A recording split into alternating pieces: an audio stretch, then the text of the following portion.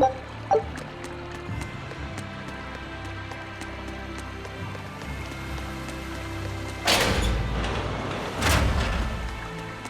good. The malevolence is getting stronger. My. The effects are already starting to show.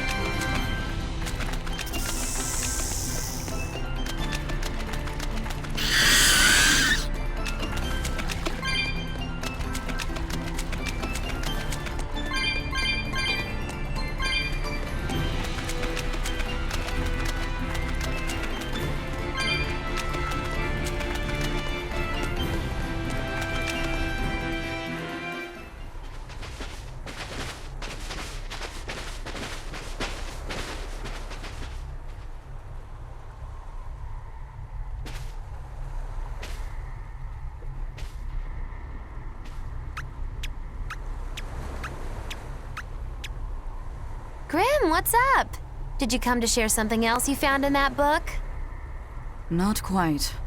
I'm afraid the malevolence has grown too dense for me to hole up at the inn reading. Malevolence?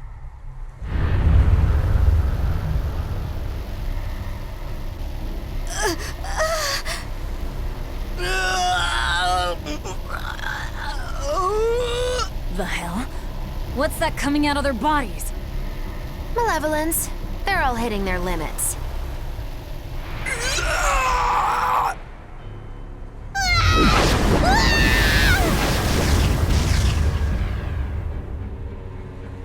Demon Blight!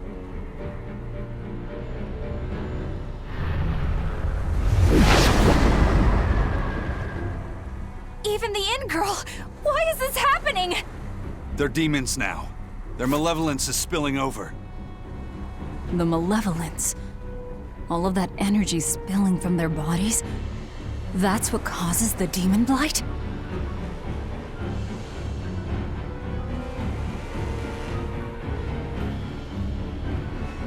Do you know what demon blight really is? What demons are?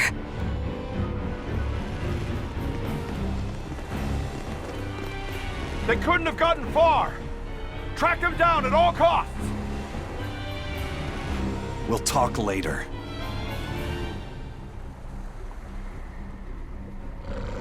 The exorcists are going to have their hands full with these demons. Let's get back to the ship while we can.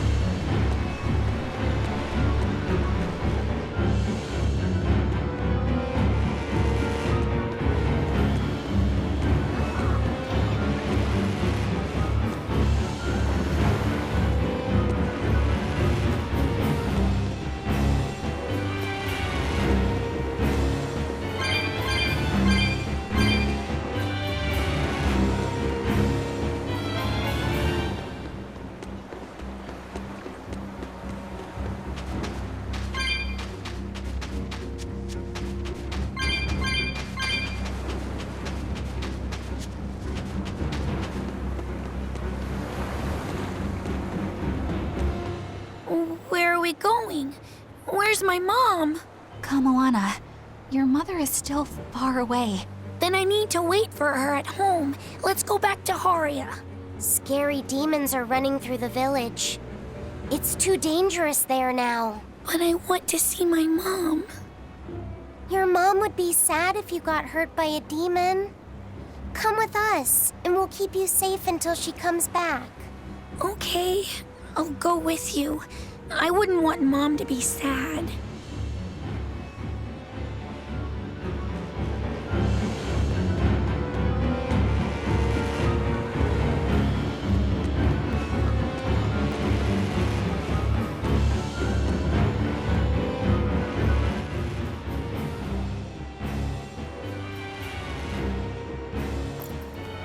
All right.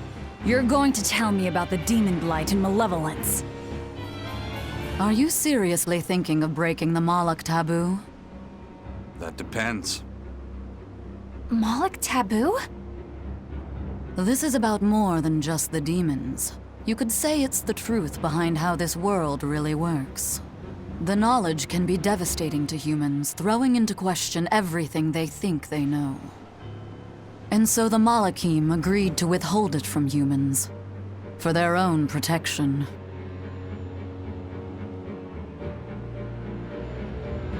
Do you still want to know? It's not like I'm a human anymore.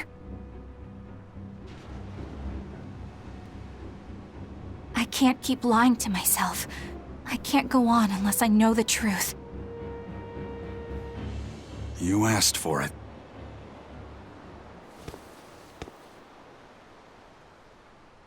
First of all, this illness you call demon blight does not exist. Any human carries the potential of becoming a demon. All it takes is for the malevolence lurking in their heart to overflow. And what exactly is this malevolence? Impure emotions beyond what reason can suppress. Think of it as the sin buried in men's souls. So you knew. I'm a witch. So malevolence is the darkness in all our hearts. Make any sense to you guys? Any at all? When you put it like that, yeah, it makes a lot of sense. By nature, humans are incited by negative energy. It is easy to turn them towards impurity, creating malevolence. In fact, most people are constantly generating malevolence. It might even be possible that demons are people's true selves, and what little reason they possess is all that keeps them in human form. If the masses realize this, the realm would be thrown into utter chaos. That's why the Abbey propagates the lie of demon blight. So I presume. That can't be true! You know yourselves there weren't any demons before the opening! It used to be that humans couldn't see demons, or Malachim. Not unless they possessed a unique spiritual talent we call resonance. All your average human would see was someone turning extremely violent. Unable to explain what was happening, they'd just call those people possessed or feral. Then what made people see them all of a sudden? I don't know. My guess would be that something triggered greater resonance among all of humanity. And then, on the day of the Advent, all humans gained the ability to perceive Malachim. And in the following days, the exorcist numbers swelled. This has to be Artorias' doing.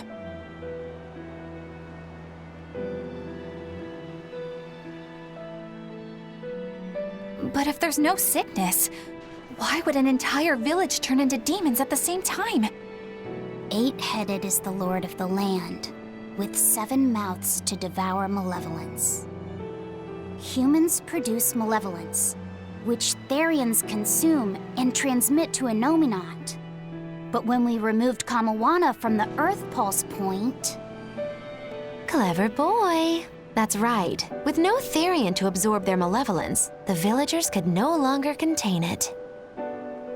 So you're saying it's all my fault?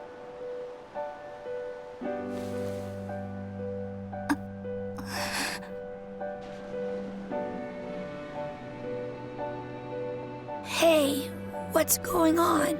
You all look so sad. It's scaring me. On the other hand, at least now we know we can trust the contents of that ancient book. We tear the Therians away from their Earth Pulse points. Inominat's power will wane, and will prevent this awakening.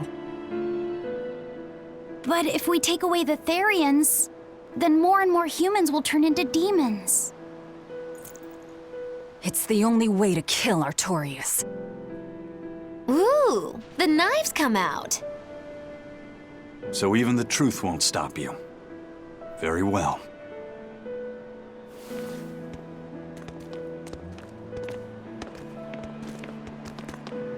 Since each Therian looks different, we'll only find them by capturing the Earth Pulse points one by one.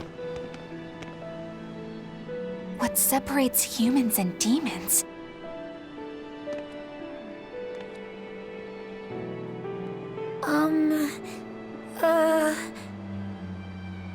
That's Eleanor. Cheer up, Eleanor. Your mommy's looking over you too, you know.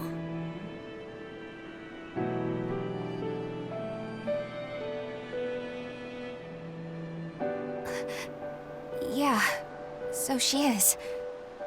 Thank you. Come, Moana. Grimoire, I want you to tell me more about what you said earlier. About malevolence? I told you, the subject is taboo. I understand that human emotions create a poison called malevolence that turns people into demons. Is there no way to stop malevolence from being created? As long as humans remain human, no. Malevolence is born of emotion, you see. But your kind must have found a way around it. Malakim experience emotions too. But Malakim do not produce malevolence, unlike humans. That's a lie. I've watched a Moloch turn into a demon. That only happens when we are exposed to too much external malevolence. True. The island was full of prisoners and demons. And Melchior hit that Moloch with something that turned it into a wyvern. Was it malevolence? To Malakim, malevolence is a powerful toxin. We seek those of purity to serve as vessels to protect us from it. It is not a perfect solution, however. If the vessel is corrupted, the Moloch is as well. That is correct. So if Eleanor turns into a demon, then Laphicet... That must be what Eisen meant when he said he'd hate to see Laphicet's vessel broken.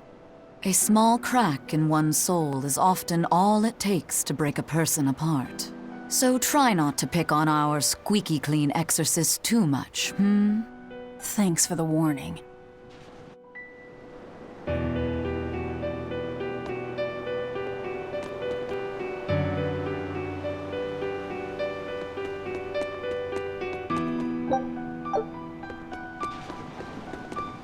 So I rescued this poacher who'd run away from one of those Class 4 islands, right?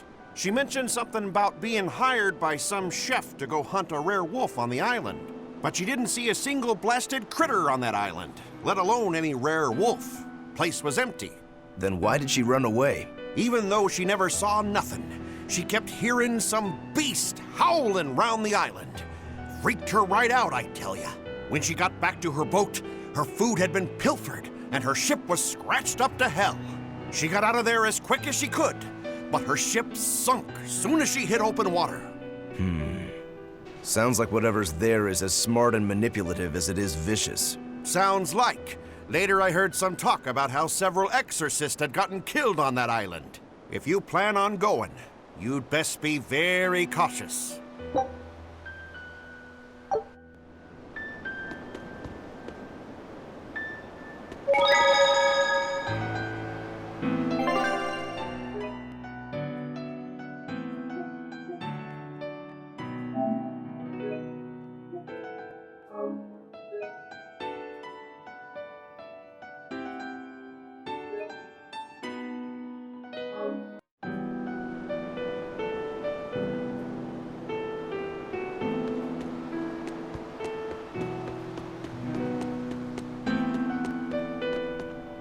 Sir, we just received a Sylph J from the boss of the Bloodwings. She has a job for us and wants us to meet her in Loegres. How should we respond? Let's do it. Besides, we need to see if that demon in the villa was actually a Therian. Good point. And the Bloodwings might know something about the other Therians, too. We're heading for Loegres. Prepare to set sail. Ready anytime!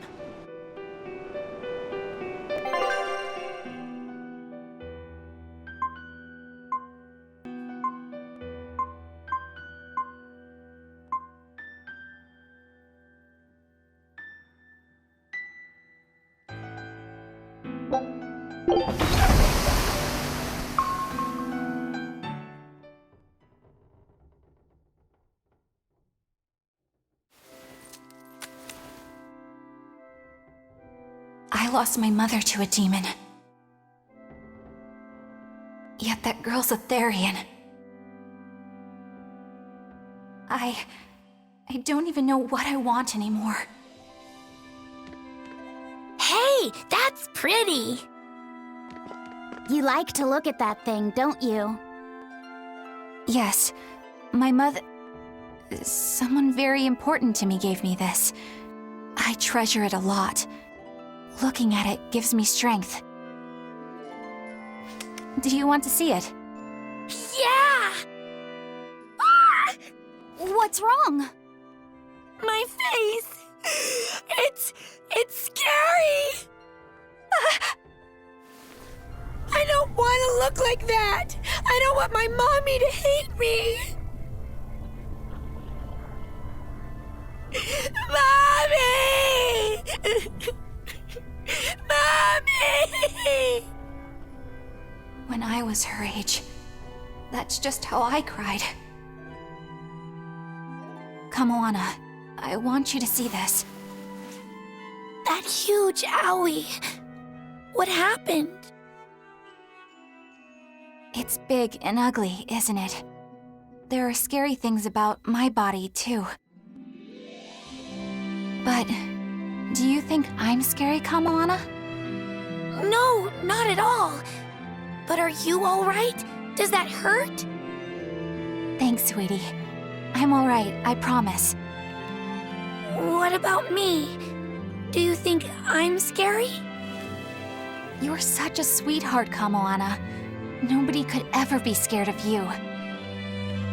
Not me, not your mother, not Laphicet. You don't have to cry anymore.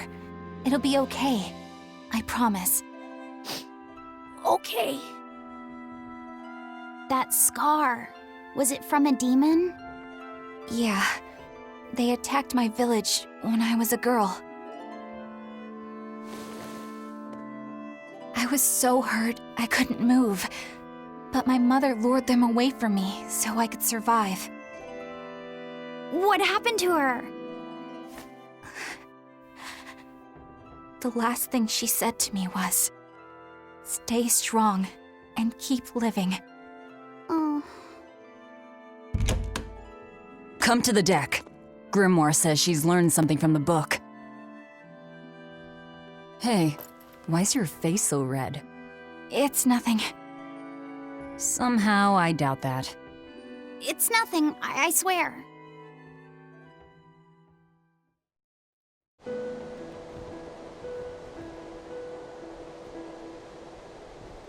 Do you all remember the second verse of that song Laphicet read earlier? 4 Empyreans may tear him asunder, but so long as there is one receptive to divine power, Therian shall be forever reborn in sight of the full crimson moon. Right. That's what I've gathered you all here to discuss. And we think that passage means that Innominat and the Therians will be revived by a chosen one, right? Yes, but the shall be forever reborn part kept bothering me.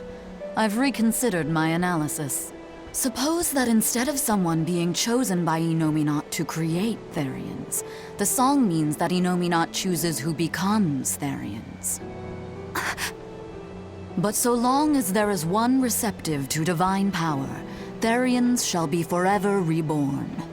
What do you think that could mean? That someone receptive to Innominat's power will be reborn as a Therian. Like Kamoana. Which is to say that the Abbey figured out how to turn people into Therians, and then got right to work. That's... Are you really that surprised? Artorias has always been one to prioritize the many over the individual, as I well know. Another thing to consider is this wording about Therians being forever reborn. This could mean that one Therian will be reborn again and again, or it could mean that different Therians will be born to take their place. Meaning that even if you kill one, there are more waiting in line. They can't be wiped out. Looks like prioritizing the one over the many was the right call this time. Eh, Velvet? I never said I wouldn't kill her, if it would prevent Inominat's reawakening. But Therians can't be killed. Not truly.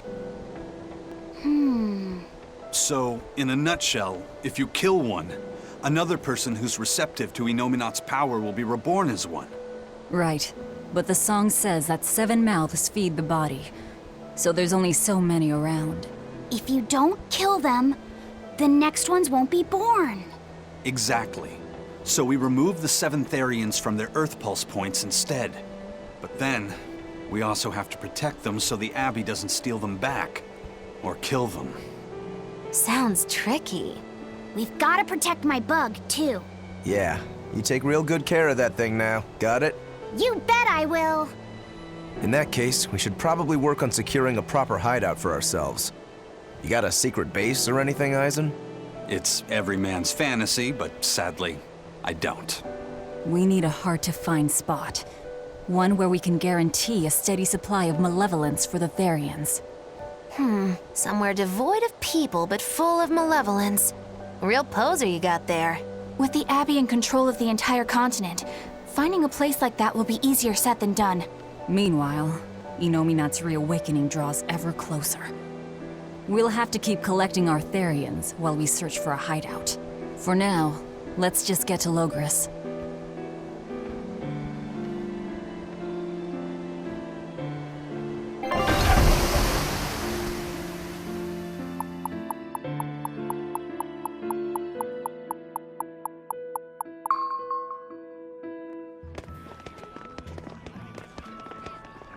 Hey, old man! Give me all the water and food you got! Wait your turn, moron! I was drifting out at sea for 3 days! Almost died out there! Poor you! You probably deserved it! Say that again, wise ass! I dare ya! Shut up, both of you. No one's getting anything until you pay me what you owe first. Are they gonna be okay? Don't pay them any mind. Sailors are just a short-tempered bunch, that's all. Huh? The hell are you doing? What's going on? They've jacked up the price to dock our ship here. Oh yeah? Some real balls you've got there, buddy. If you lot want to moor here, that's the price you're gonna pay. Look, pirates are a liability to begin with, but calling your crew infamous these days would be putting it lightly. The more wanted you are, the more it's gonna cost to hide you. Capiche? Hard to argue there.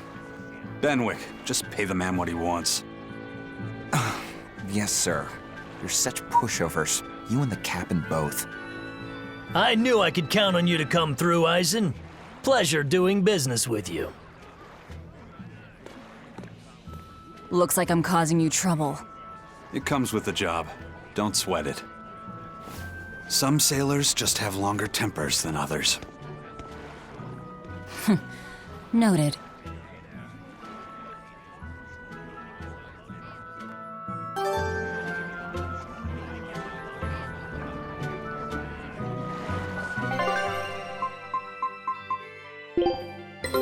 Take a look at this.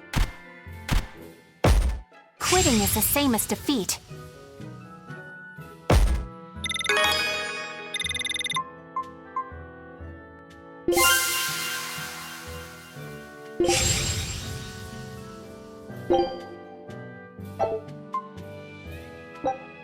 Scout ship setting sail.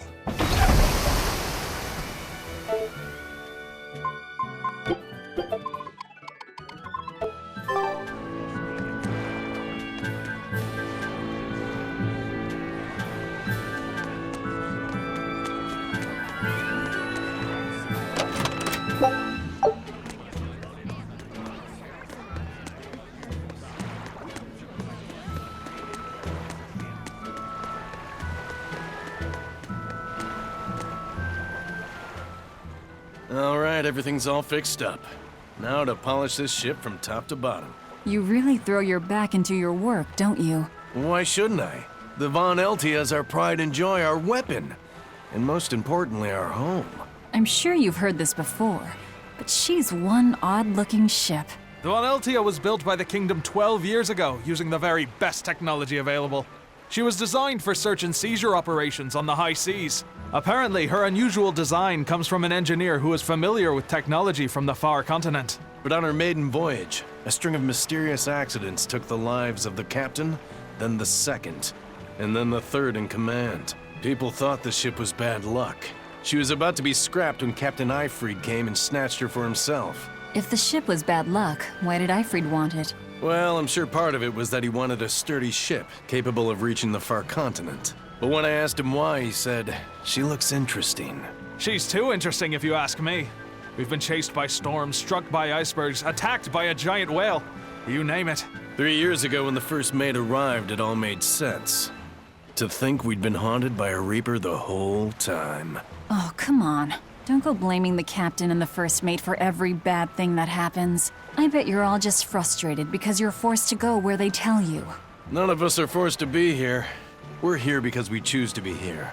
And we do so fully knowing what sort of men the captain and the first mate are. Anyone can leave the crew whenever they like.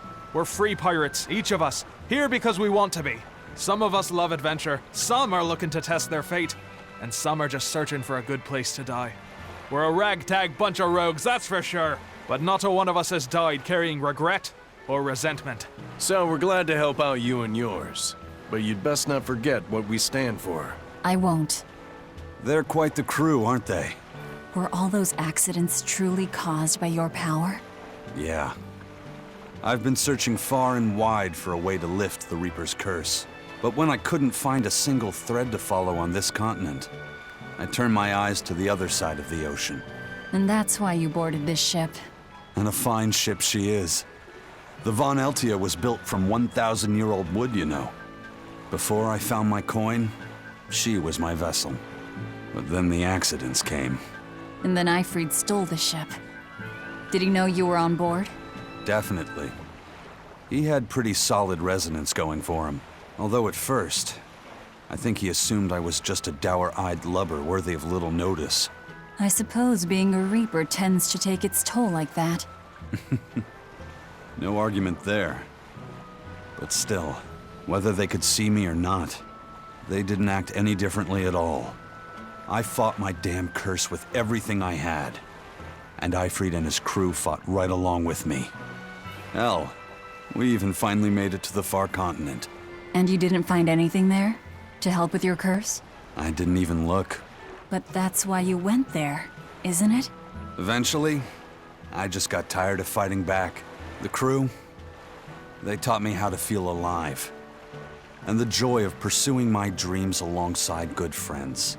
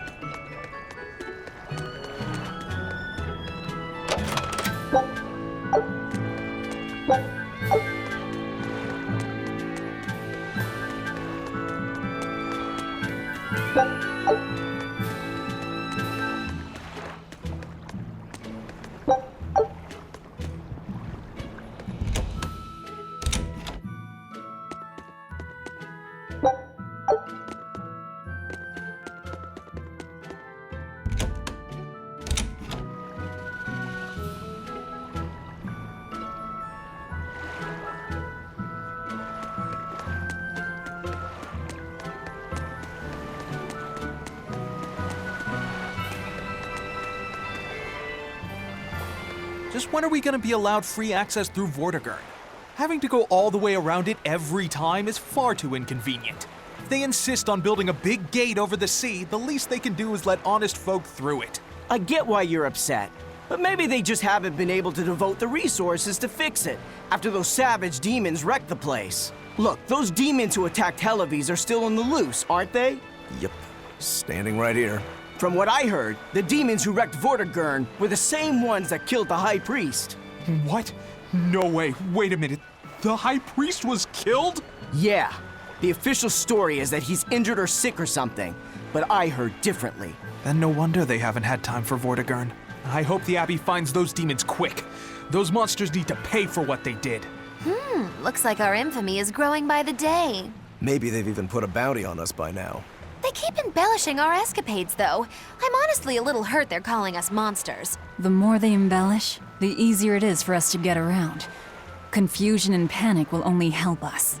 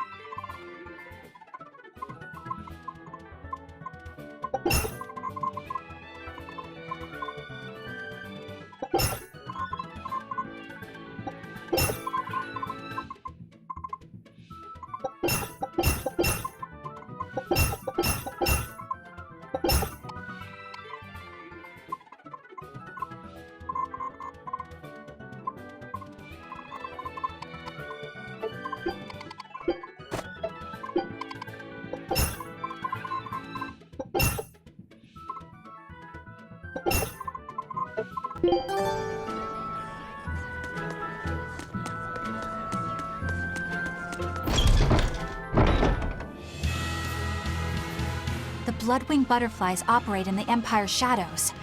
Not even the Abbey knows their full scope beyond whispers and rumor. And you all have a connection to them, don't you? Dark and interconnected is the underworld.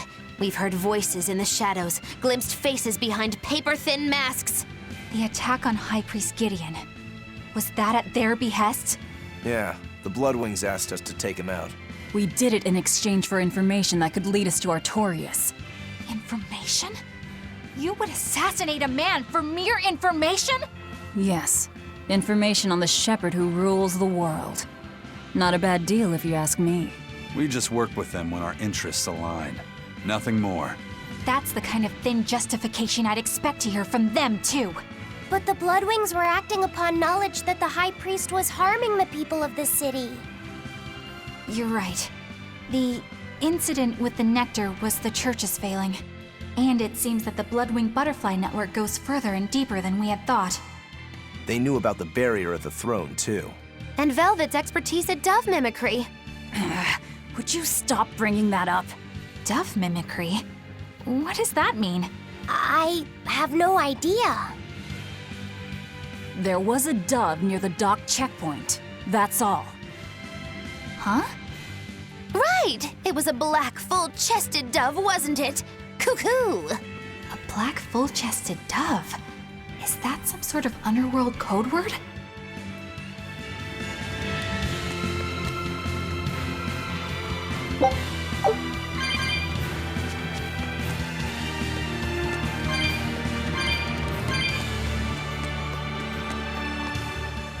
Here we are, back in Loegres. It was a lot tougher to get in the first time. More funny than tough, if you ask me. Oh, you mean Velvet's little dove act? Coo, coo. I'd be careful teasing her if I were you. You know how she can get. Oh, don't act like you didn't enjoy it too. I'm sure you did, right? Good little boys don't lie to adults, you know. I might have. Just a little. Say it like a dove. It was funny. Coo, coo. Is Inominat's book so difficult? Grimoire seemed perplexed by it. Yeah.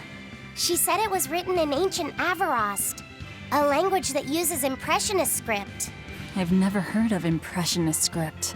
Each character can have many different meanings and readings, depending on the emotion it's expressing and the way it relates to the characters around it.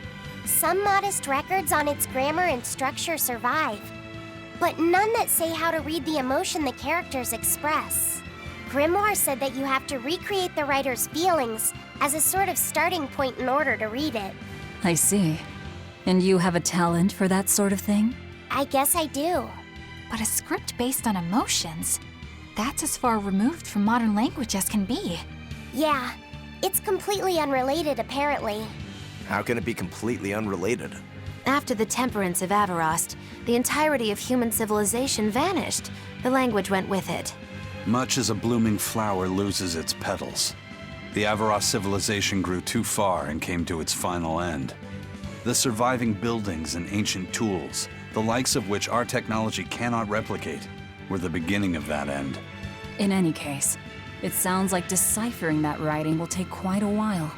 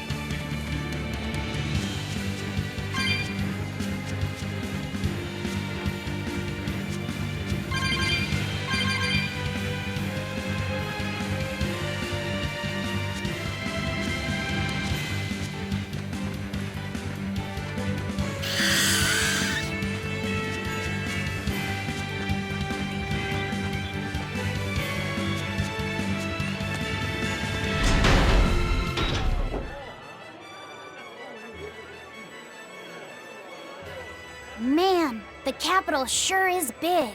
Yeah, with historical buildings and artisans and all, there's much of interest here for a boy who loves to learn. Uh-huh. Sightseeing's nice and all, but don't wander off and get lost. Oh yeah, sorry. Don't worry about him. He can take care of himself. I know, I was just saying.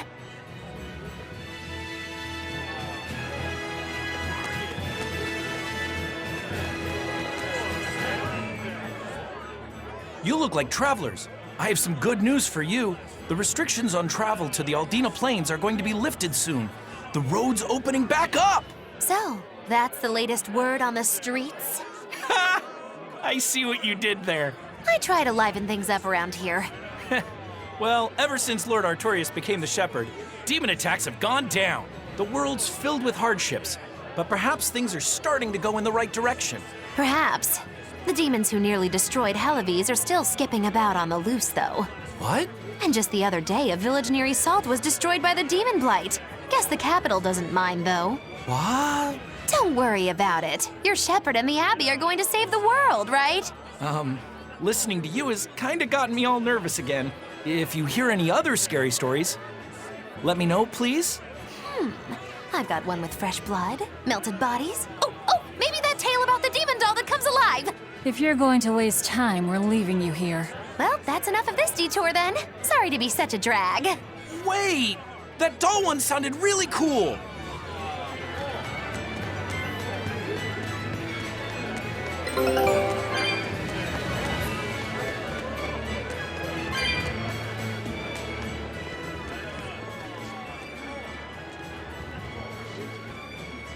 What's with this crowd? Modulu's troupe just put on a real show. Man, it was the best! Her dancing was every bit as great as I'd heard. Wow, the Modulu? Surely you mean Mogilu! Has my time to bask in fame finally come at long last?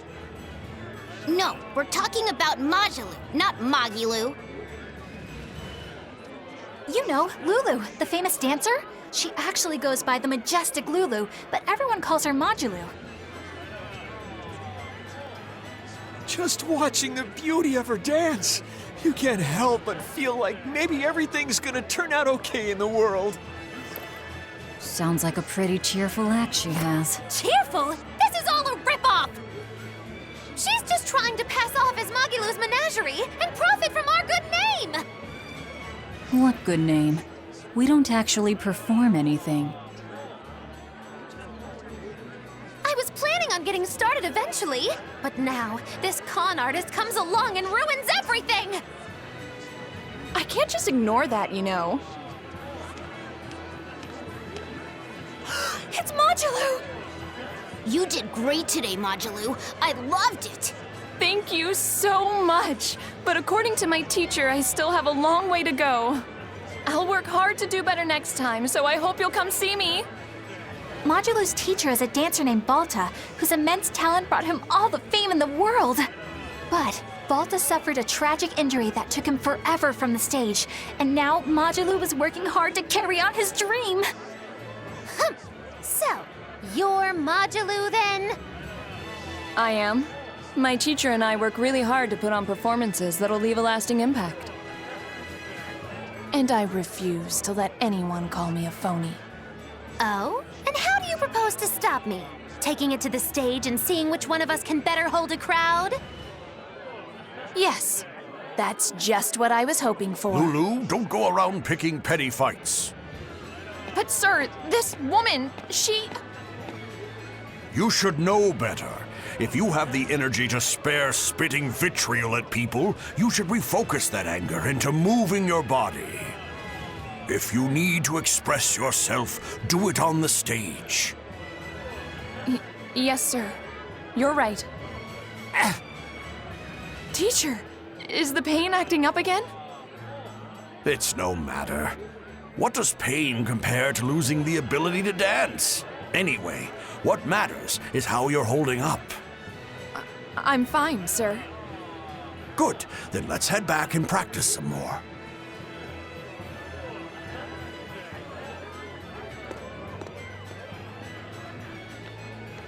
He seems strict. He does. But keep in mind that Balta recognized her talent at a young age. He even adopted her so he could pass on everything he knew. He might be strict, but only because he believes in her. You sure know an awful lot about them. I'm sort of a fan of theirs, you could say. A teacher and his student, chasing after the same dream. What a sweet little story they have. That's why I think it's high time for Magilou's Menagerie to put on a show. And for our act, we'll be a comedy duo. Comedy? Where'd you get that idea? You heard me propose a challenge to little Magilou, right? But not one of you knows a single acrobatic trick. Sorry. Don't apologize. You couldn't have seen this coming. Well, you could act like you feel a little bad at least. Now, normally I'd make you guys do something flashy like jump through a ring of fire, but I'll be magnanimous and let you do comedy instead. With comedy, I can take control of the stage and keep things lively. I can feed you the audience on a platter. But going on the same stage as Magilou, it's too much to handle. Oh, I can't wait to take her down a peg or two. I'm out. I don't even know why you're bothering. It's hopeless. It's not hopeless. Plus, if we do well, we'll be raking in the dough. What better opportunity do we have to get started than now? After all, people will come thinking we're Magilou's troupe. You're sure eager to profit off of her good name. That's exactly the material I want. Keep throwing out such zingers and the audience will be in stitches. I'm not sure I follow, but okay. The only thing getting thrown out is gonna be you. You know, I think you could pull off being the straight man in our act. What? Keep your compliments to yourself. This plan might sound dumb, but more money never hurts. Eisen, not you too. Then it's settled. Now we just need to book ourselves a few gigs. I've got an in with all the stage directors in town. For now, I think everyone should pair up so we can figure out just what sort of comedy chops you all have. Everybody? Even me? Certainly. Each one of you is a part of Magilou's Menagerie, after all.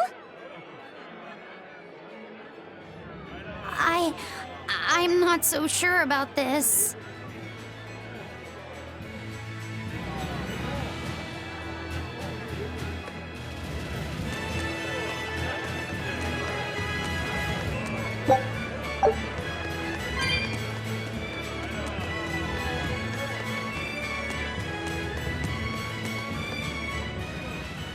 Whenever I hear Magilou's name, I can't help but think of Magilanica. Magilanica? Who's that? Oh, she's just a girl who worked as part of the freak show. Talked to spirits nobody else could see. That's her, all right. She had many mysterious powers, like moving things without touching them and divining where people would find lost objects. For a time, people called her the Little Witch. She was pretty popular. Thanks to her, the rest of the troupe took in plenty of cash. Or so I hear. Yeah, but eventually they took it too far, and the kingdom tried them for heresy. I hear Magilanica was subjected to really brutal torture. True fact. Everyone knows this story. Well, I've never heard it. That's not too surprising. It all took place when I was a young woman myself. Remind me, Magilou. How old are you again? What? How old would you say I am? Well, from your reaction, I can at least tell you're not my age.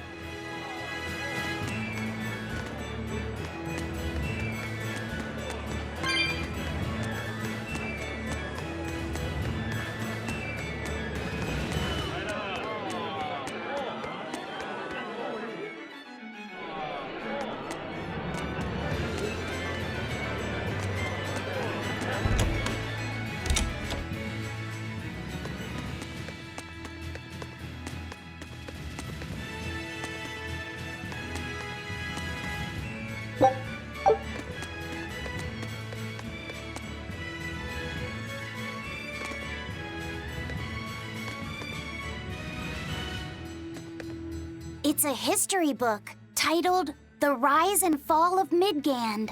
About 800 years ago, our continent was conquered by a military force from another continent. Few records exist of the following 500 years, a period known as the Era of Darkness, or the Dark Period. Then 300 years ago, a great hero named Claudin Asgard reunited the kingdom. bringing an end to the Dark Period. Claudin, huh? Where have I heard that name before? All right, that's enough for today. Thanks for teaching me, Arthur. Your techniques are so amazing. Where did you learn them? They came from my own master, a man named Claudin. He developed them himself. Wow, they're so graceful. I wish I could move like that. I've taught you the forms, but for some reason your execution deviates from the ideal.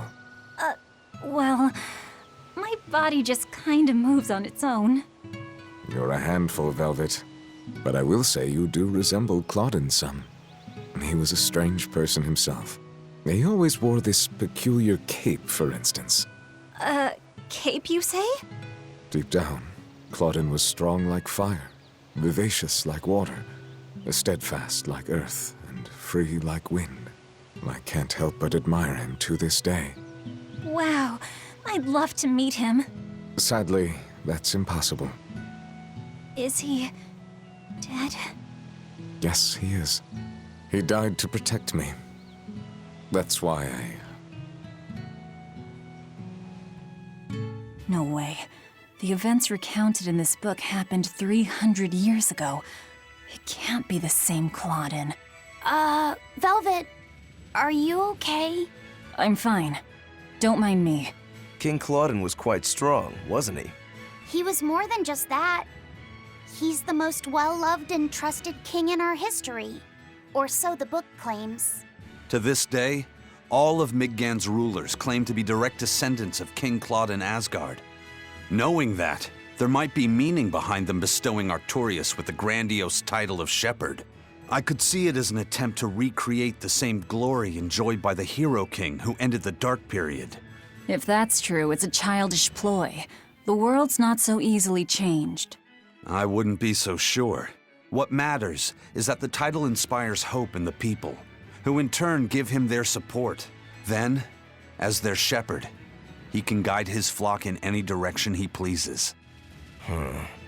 If Artorias knowingly accepted that title, we can be sure he's fully committed to his cause. Oh, he's certainly committed.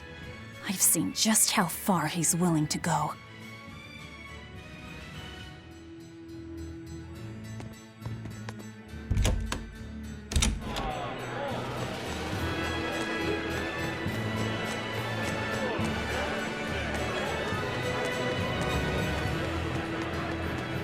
When will the High Priest return to us? Keep this between us, but I heard Lord Gideon was killed by demons. Surely that's not true. It most certainly is true. Hey, shh! They'll hear you. I know someone who works in the palace, and he said the demon was a girl with the head of a wolf and the body of a gorilla. But how could a demon have gotten into the palace? Apparently, there was a power struggle among the higher-ups, and Gideon's enemies snuck the demon into his villa. They say that's why people sometimes heard terrifying screams coming from the place. Oh, is the demon still there? No idea. Rumor says she escaped, but I wouldn't worry. There's no way she'd stick around here. That's what you think. She's right here, so you'd better watch out. Stop messing around already.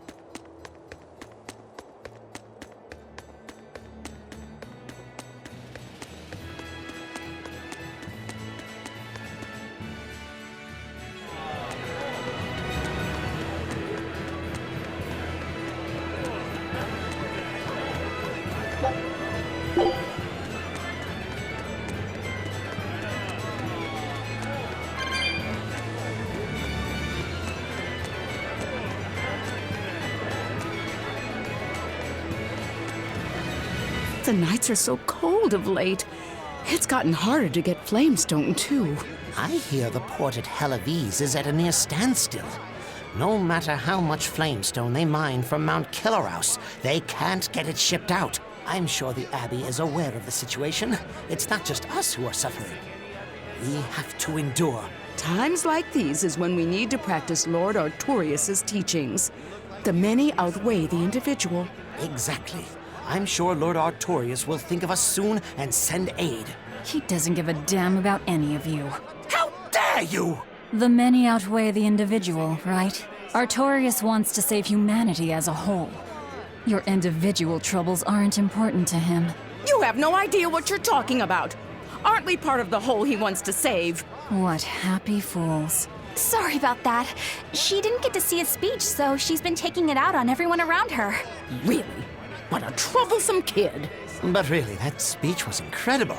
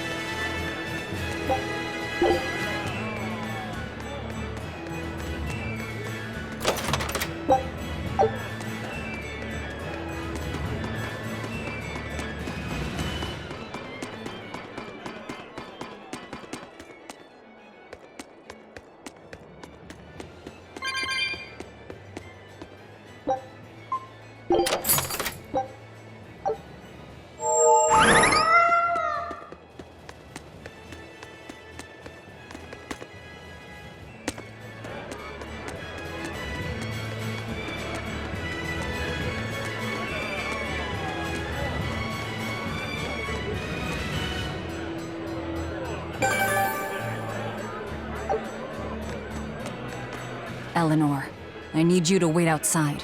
The boss of the Bloodwings knows an exorcist is with us, but... Say no more.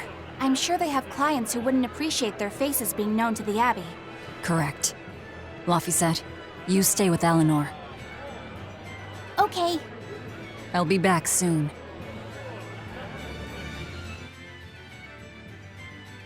My thanks for coming all this way.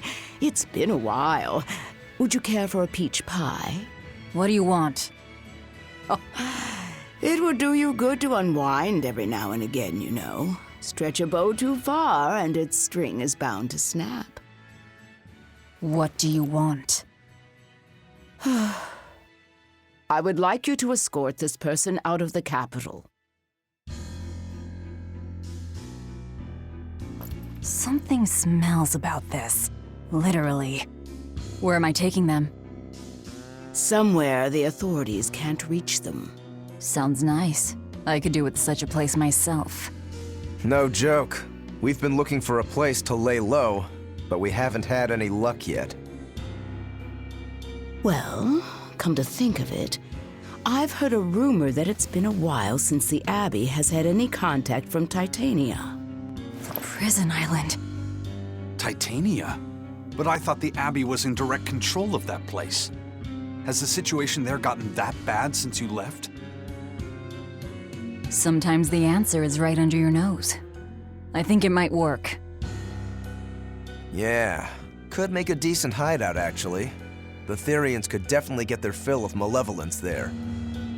And the Abbey is far too goody-goody to imagine an escaped prisoner would ever return to her prison by her own free will. At the very least, I'd say it's worth checking out. I take it our intel has proven useful? It has. But before we go, have you heard anything about the Abbey harboring demons? I'm aware there was a demon in the villa, and that it has been relocated. Where? I can't say right this moment, but I'm sure we will find out shortly. All right, then in exchange for this passenger's safety, I want more information on that demon. You've got a deal. Eisen, I heard about your confrontation with Melchior. I'm sorry I wasn't able to help you find him. Yeah, you really blew that one, Toots. It's fine. What's done is done. Have you given up on finding Eifried? No, I haven't. The crew and I will do whatever we can to quash the Abbey's plans. We do them enough damage, and the Abbey ought to start thinking about putting their hostage to good use. They'll set him up as a trap for us, and that's when we'll steal him back. Attacking the Abbey to create an opening for his escape. Clever. It's what Eifried would do. That's all.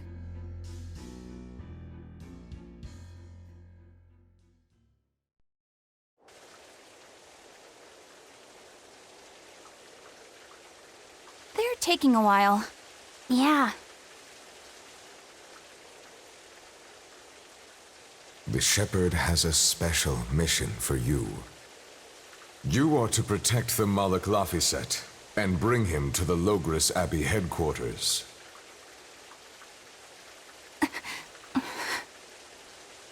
What's wrong? Hey, you want to take a walk around the capital for a bit? I can show you some of the sights.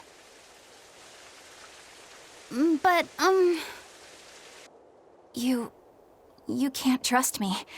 I understand. No, it's not that. I promise. I'd love to go sightseeing with you, Eleanor. Lafiset. Well, we'll do it another time, okay? Why? It's just, you know, Velvet would get mad at us. Get mad about what? Ah, you're done. And who is this? A VIP entrusted to us by the head of the Bloodwings. We're stowing them away on Titania where the bad guys can't get at them. The prison island? Just who is this person? Didn't ask. What? Hey, something smells nice. Huh? Stop sniffing things. We're leaving.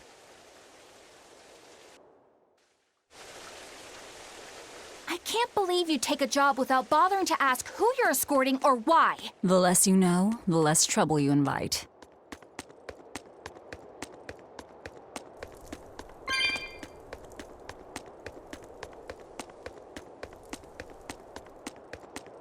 Who is that caped man?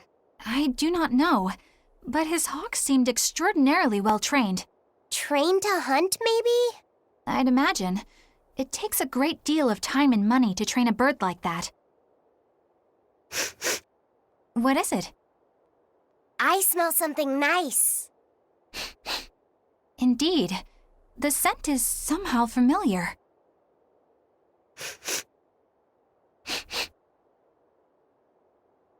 It can't be. What are you two sniffing at? Aha! They're bloodhounds on the hunt! But we're talking about hawks hunting, aren't we? Come again? Oh, I'm sorry. Please excuse my poor manners.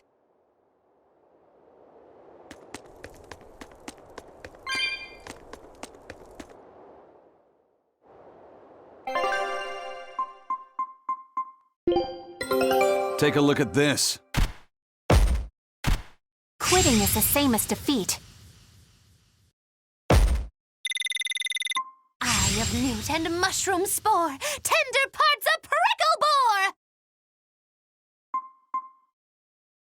This recipe looks real tasty.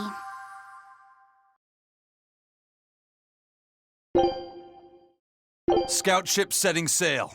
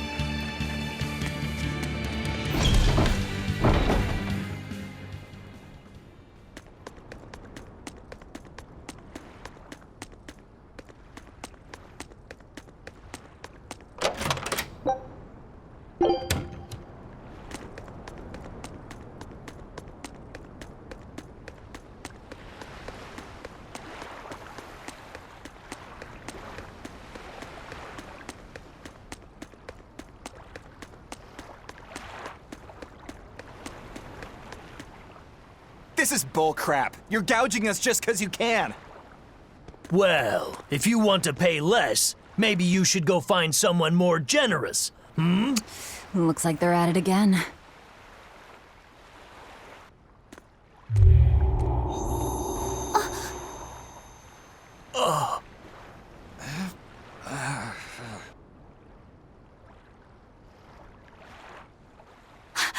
Huh? What's happening? Benwick, snap out of it! Benwick! Huh? I was haggling for supplies, and... Tell you what, I'll give you a fair price. Actually, just take what you need. We should all endeavor to help contribute to the common good of humanity, rather than selfishly pursue wanton profit. What? Are you sure? No. Wait. What was I saying?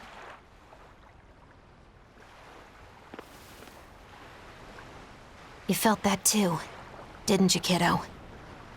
Yeah, it disappeared, but I felt a strong force coming from somewhere to the north. It's called a domain. A Moloch zone of influence. Wait, if it's north of here, then... The Empyrean's throne? Did that happen because of something Innominat and Artorias did? I don't know. I've got a bad feeling about this. We should get far away from here, and quickly.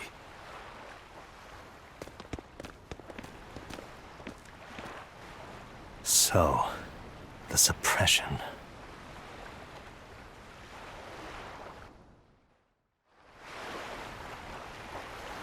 Well, that was certainly off-putting. But our job with Tabitha comes first. And we need a hideout soon, too. True enough.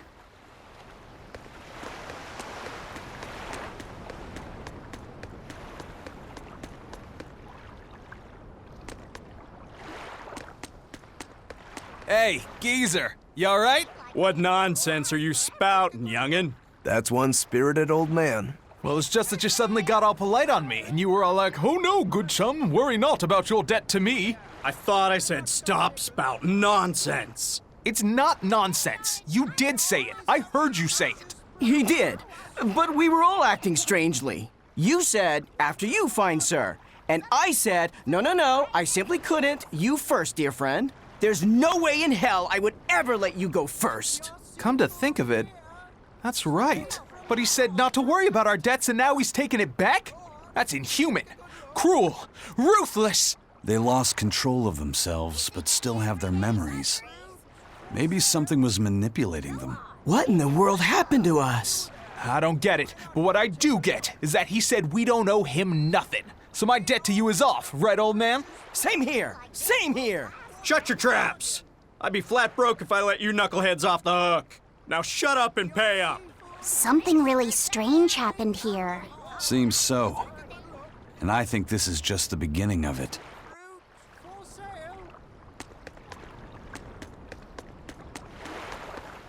Could you fit my comedy act into tonight's show?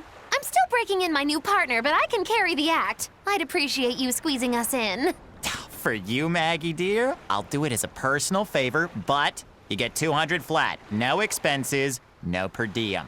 Oh, come on, don't be so stingy. It gets worse. Our headliner is doubling up after, and the opener flubbed their lines and lost us minutes. Playing deuce for a cold house? Well, all right, them's the breaks. What the hell are you even saying? I'm saying we're going on, and you're my straight man. What? You were serious? I'll take care of the actual funny bits. Just act like you always do and we'll be fine. Bonus points if you toss the men in the audience a glare of contempt every now and then. Just trust me. Oh, hold on. This is all happening so fast. I'm not sure I'm ready for... You'd better get ready, because the curtain's going up.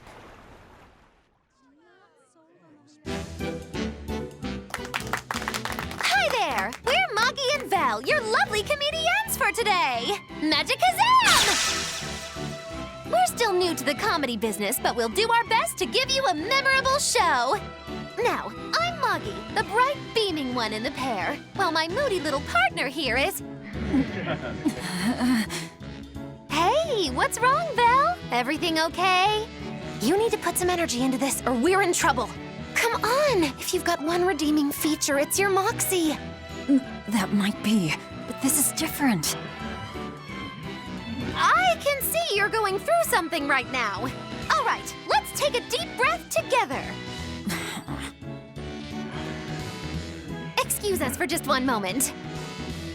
Velvet, what are you doing? We're losing the audience! I can't help it. I've never talked in front of such a big crowd before. Wait, don't tell me you've got stage fright? So what if I do? That's so unlike you. Just pretend that you're fighting some nasty exorcist and give it some gusto. Easy for you to say. I'm embarrassed out here. Don't be such a girl! I am a girl. That's it! Just do that, but project your voice! I can't, and I don't want to. You're a comedian, you have to! Where's your passion for your newfound art? I'm not one, and I've never had any. No, I can see it within you, deep down, the burning passion of a true artist at heart! I've had enough! I can't do this with you! Sorry, folks, show's over. Well, you've certainly shown me something new. A comedy team that just stands on stage whispering to each other. We're going for a brand new comedic style. So, what did you think? Don't quit your day job. That's what I thought. Ah, now she plays the straight man.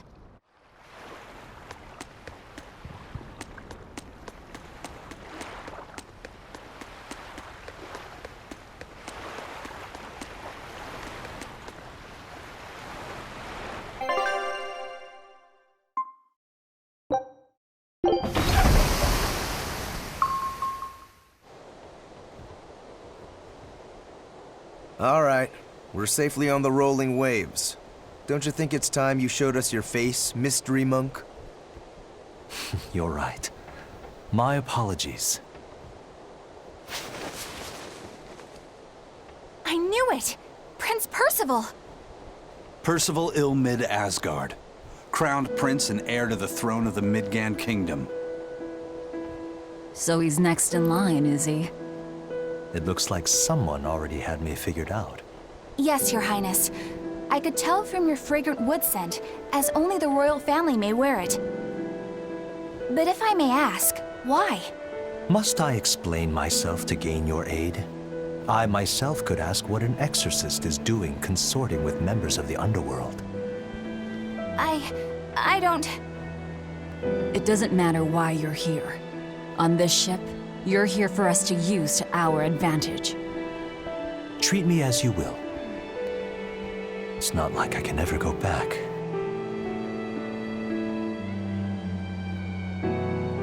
For a fellow born with silver spoons spewing out of his mouth, Princey Pooh's rather laid back. Prince Percival is an upstanding man, renowned for both his intelligence and his fair, just demeanor. It's widely believed that with him on the throne, Midgand's prosperity will continue and... Look, I played dumb earlier, but I smelled that scent too. He wore it for us to notice. He wanted us to know just what sort of position he held, and how useful he could be to us. He surprised me, at least. Do you think we're being led into another trap? We definitely can't take that possibility off the table. When the time comes, he'll make a good hostage, if nothing else. Not if the ones we face are after his life too. For now, let's just make sure we keep an eye on him. The prince. He said he couldn't go back. I wonder why.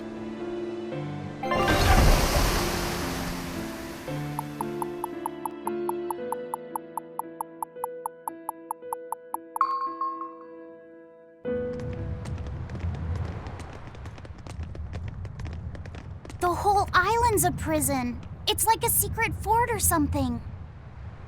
Weirdly quiet, though. Yeah, I don't see a single exorcist on watch.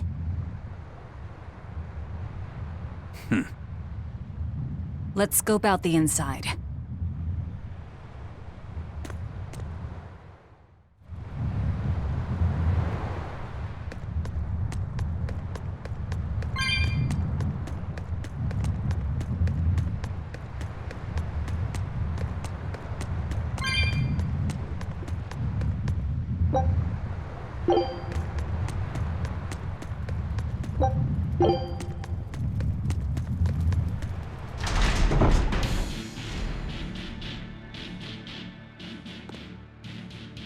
An exorcist. Are you all right? Headless Knights back. She's dead. The Headless Knight is back?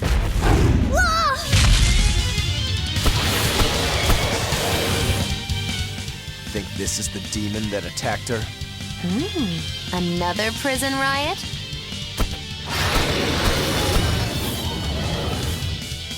Kurogane, dial. You two protect Kamoana and the prince. Understood. Double haze! Stupid monkey. You're giving me a headache. Stay sharp! This one must have survived the riot!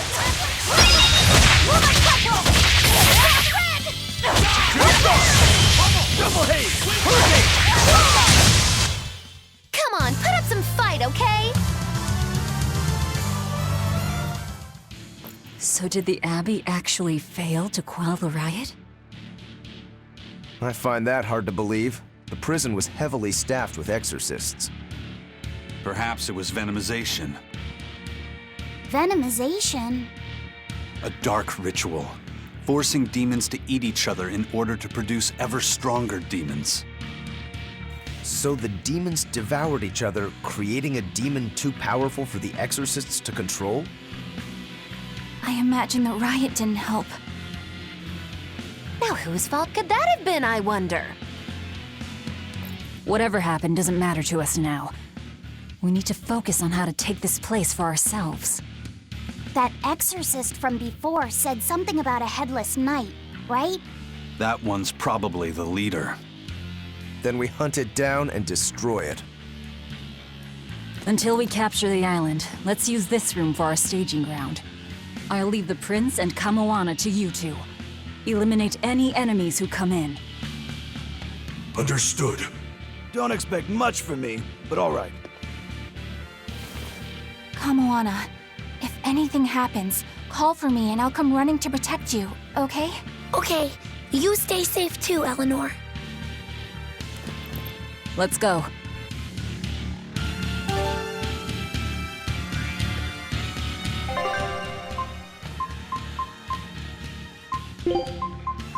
I have to fight too?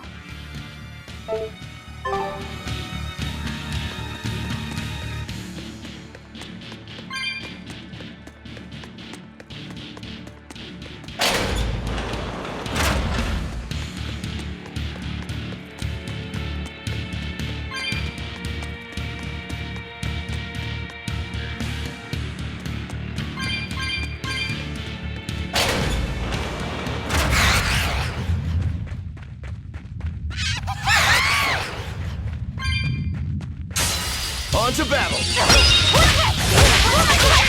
For one!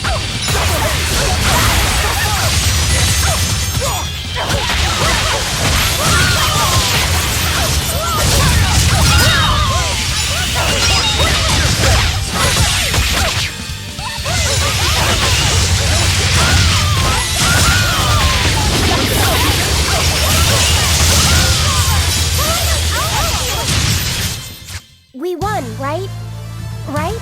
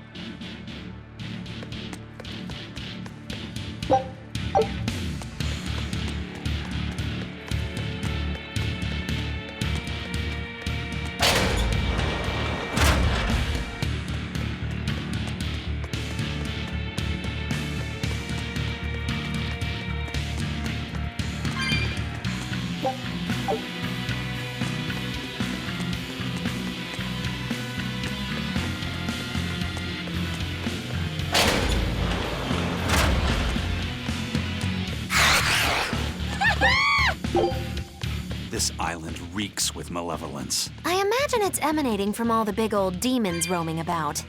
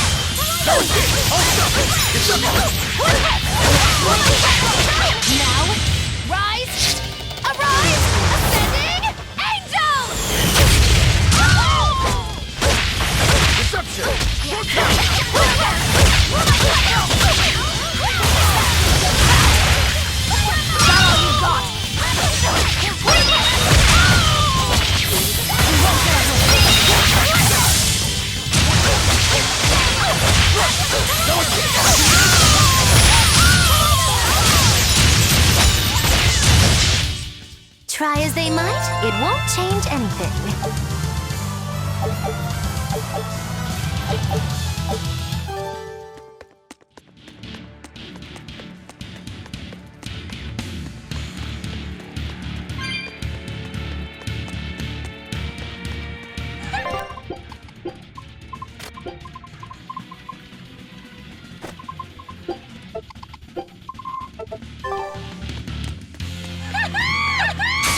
Guess it's time to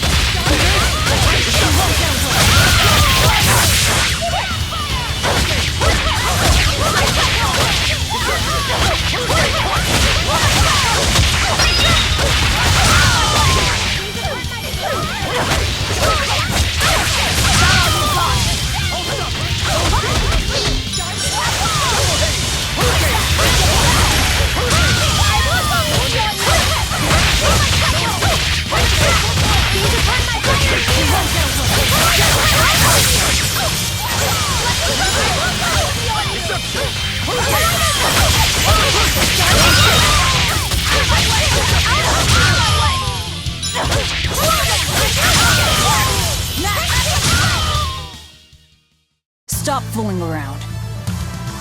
But I'm serious about my fooling around.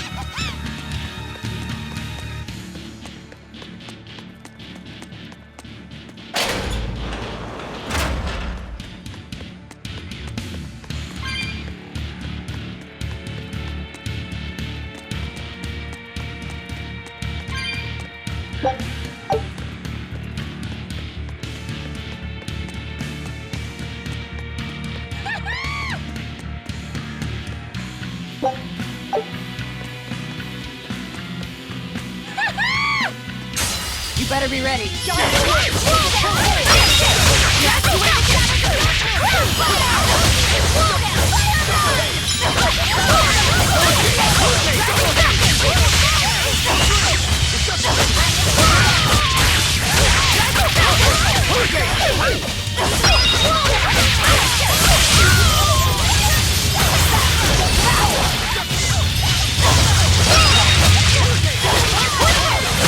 Killing flash! But I'm this close! I want this!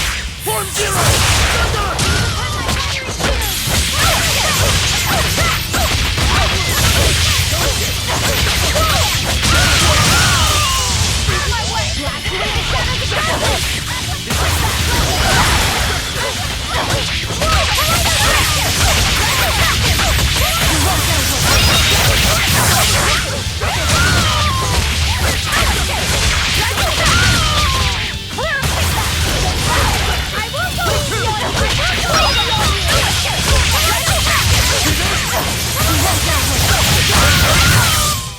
Come on, really?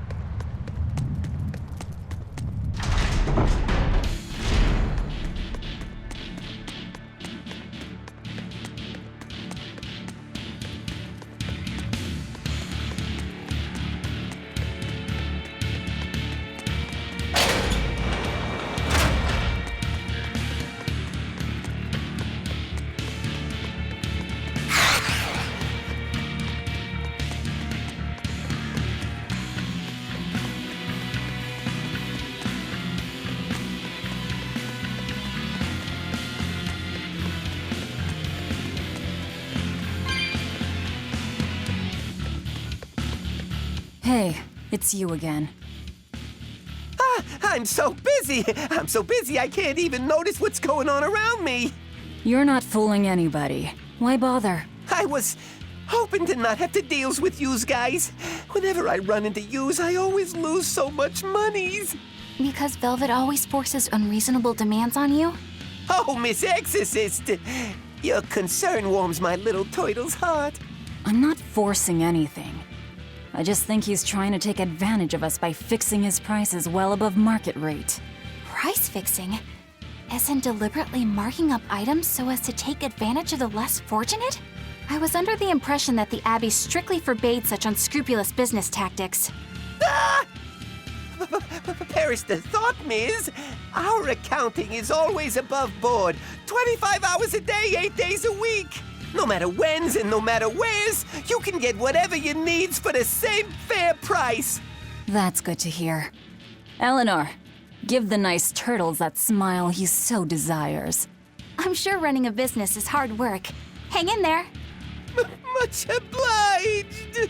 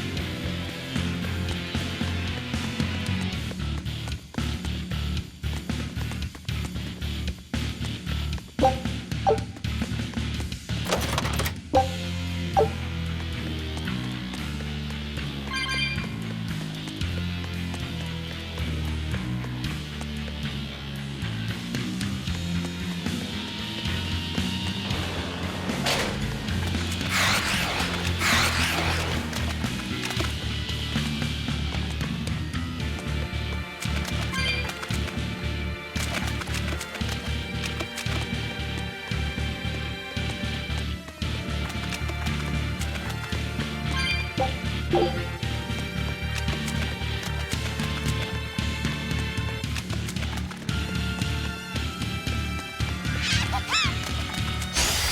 get careless!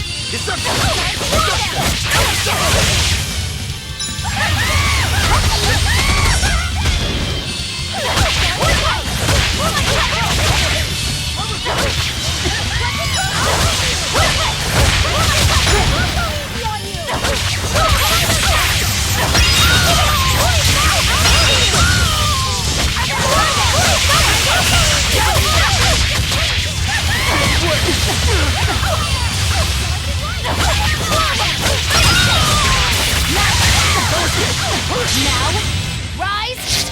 Arise! Ascending! Angel!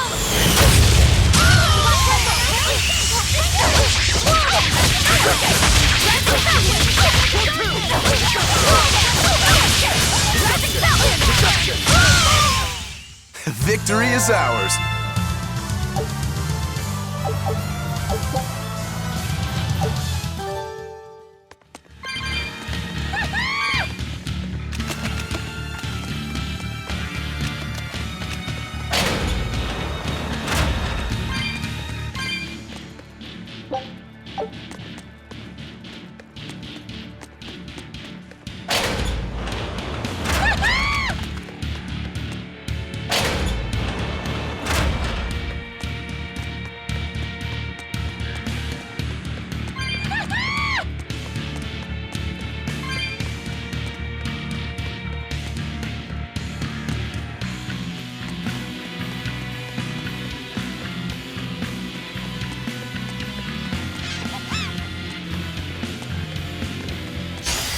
I'll end this quickly.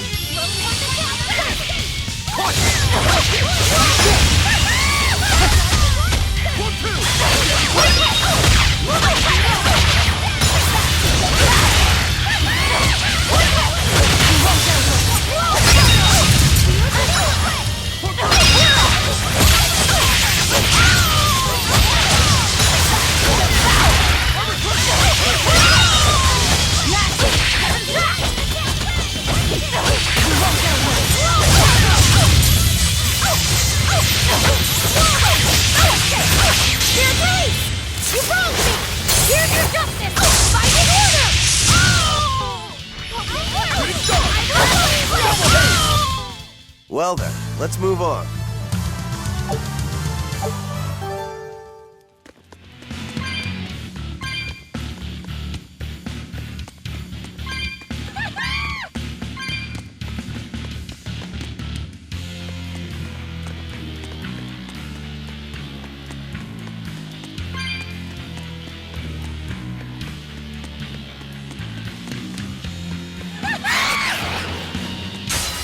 I'll end this quickly.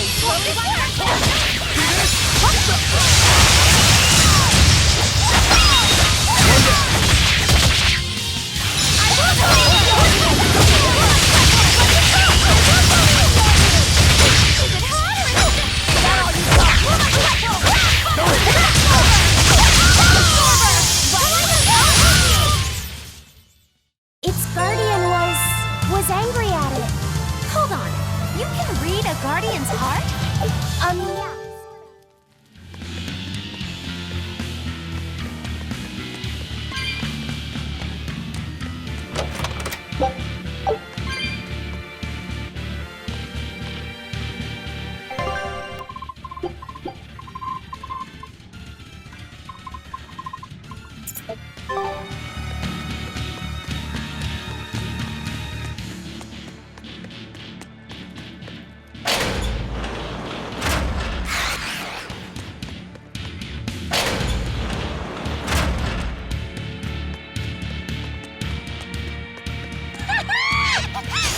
Guess it's time to fight!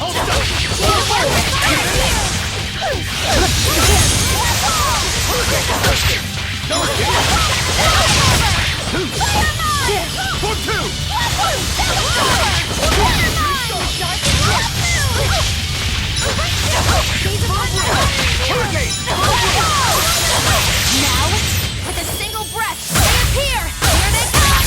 There's no stopping them now! Good!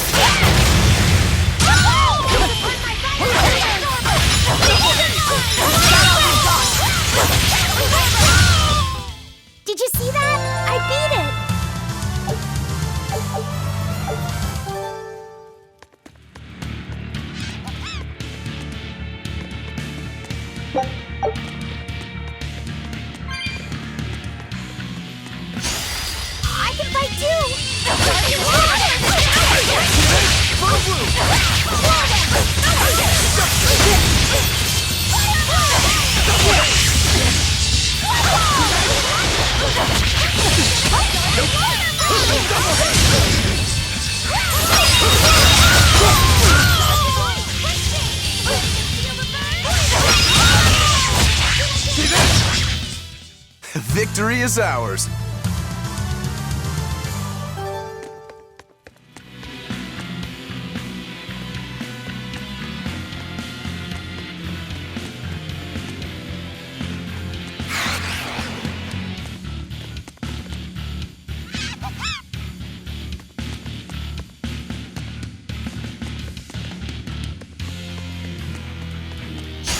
I won't run away!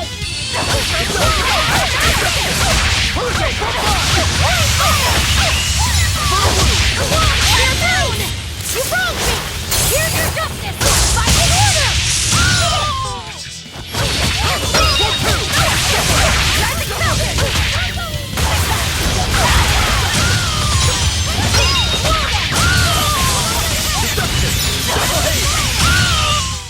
Hey, is everyone all right?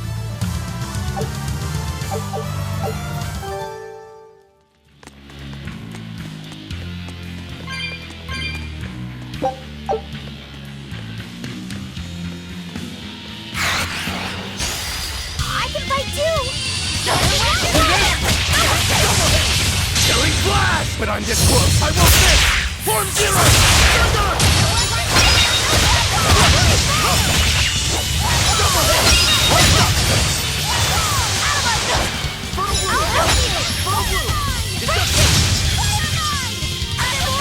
For one! I'll stop you!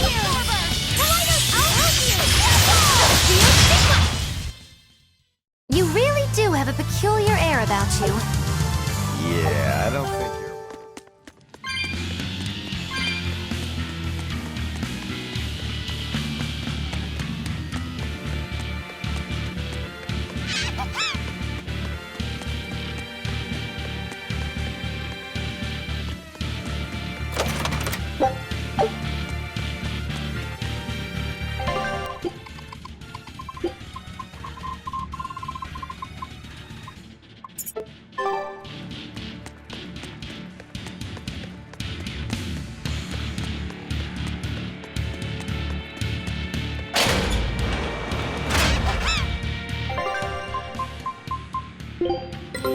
Take a look at this.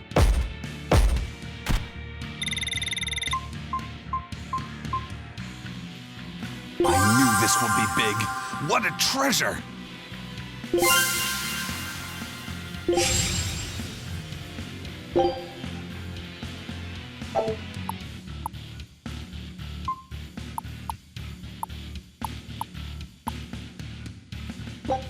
Scout ship setting sail.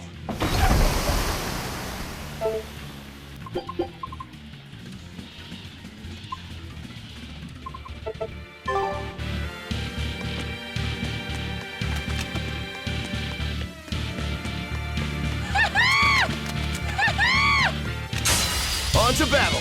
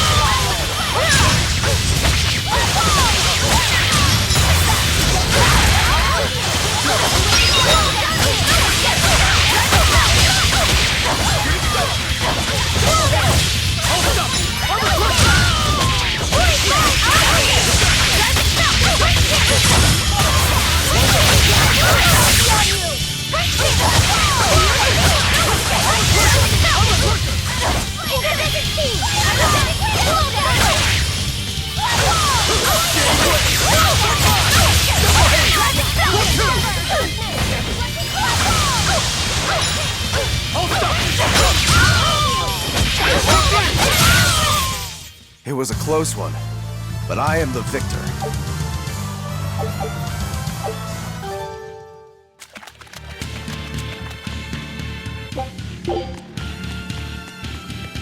From the way you were talking, it seemed like you had an idea of who was behind the riot. What happened here? I'd think someone in your position would know. There were reports of a large riot, but I was caught up in chasing you, so I heard little else. It was a small affair, really. Velvet Crowe and I were being held on this island. Velvet instigated the other prisoners to riot so that we could escape. She used the prisoners? Yeah. You'd expect different from me? How did it end? We didn't stay to see, but the prisoners were losing badly. At least, that's what it looked like. But if that was the case, then where did all the exorcists go? I know Oscar left to report the incident, but the other guards should have remained at their posts.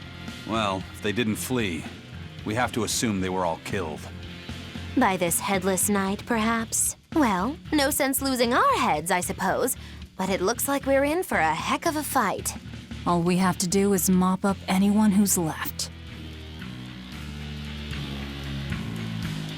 What was it called? Venomization, right? The dark ritual of making demons feed on each other to birth stronger ones. Eisen, how many demons does the ritual require? It's more a matter of quality than quantity.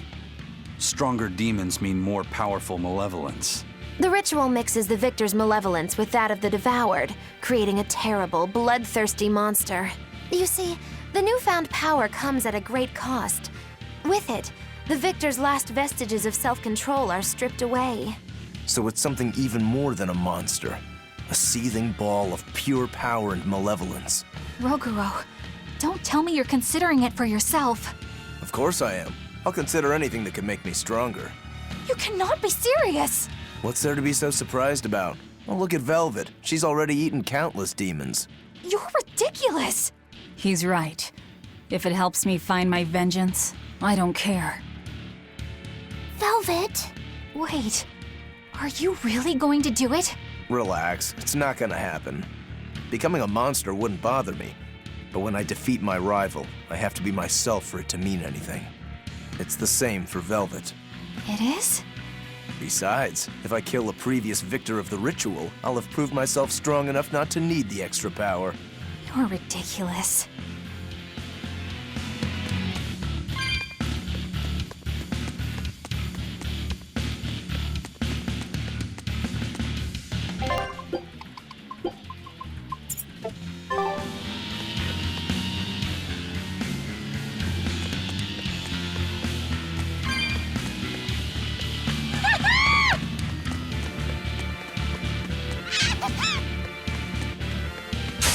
You better be ready.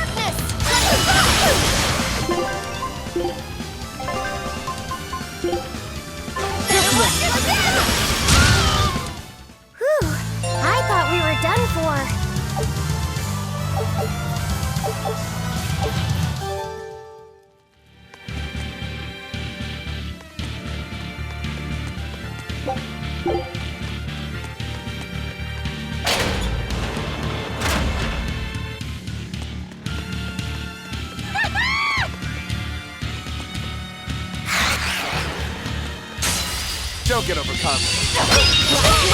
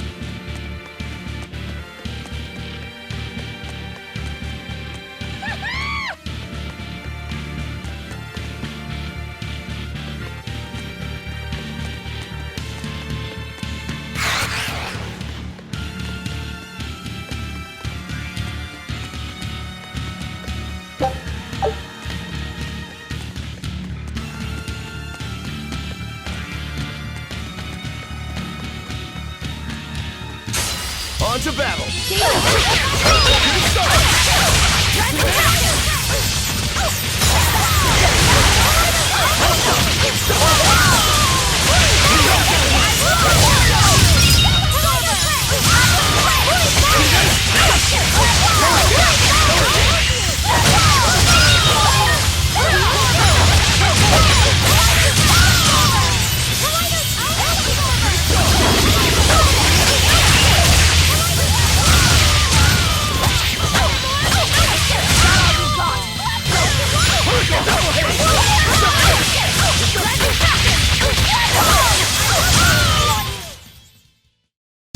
Just how does this sword work?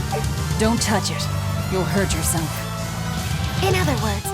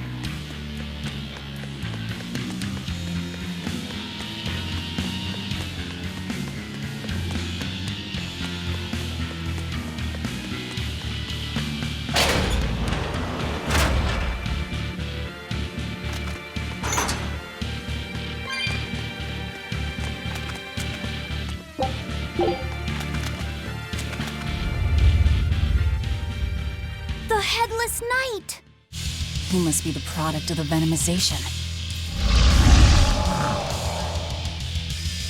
Well, he definitely looks vicious enough. Not as vicious as our Velvet, though.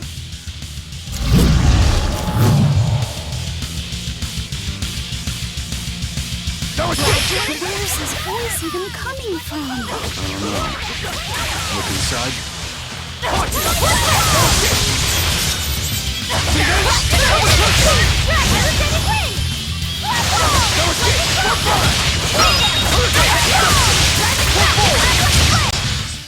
Well, that takes care of that. Yeah. I feel something again. More malevolence? No, another Earth Pulse point. It must be on this island.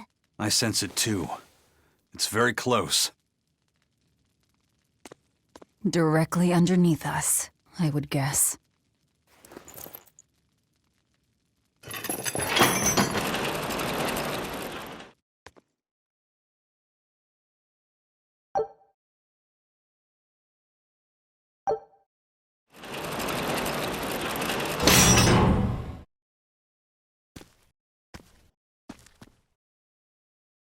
What is this place?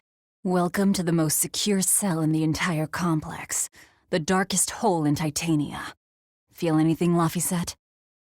Yeah, I think this is the Earth Pulse point. If this cell is where the Earth Pulse point is, then does that mean it housed a Therian? Yeah. And a real hungry one at that. Every day, they would toss demons into its cell. It would devour its fill, then wipe the blood from its lips. Never once realizing, it was delivering to Inominat the malevolence of hundreds of demons and prisoners. And then one day, there appeared before it a female Moloch, who shattered the barrier and freed the Therian from its cage. But the Therian knew no mercy, and it devoured its liberator. And it was then...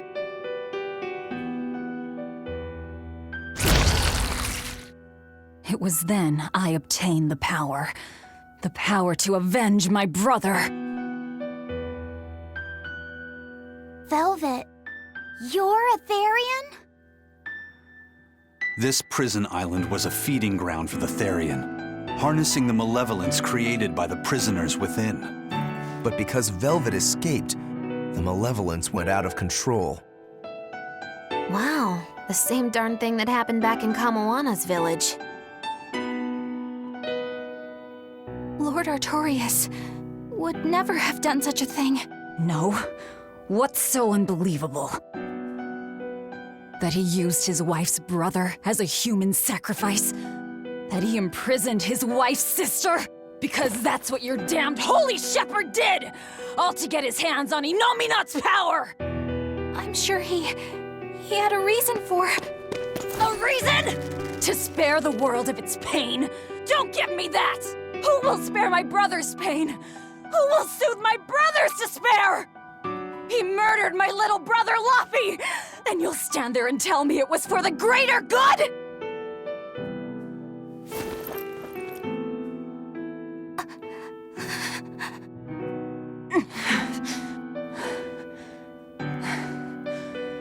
At any rate, that's one less Therian for us to track down. Velvet.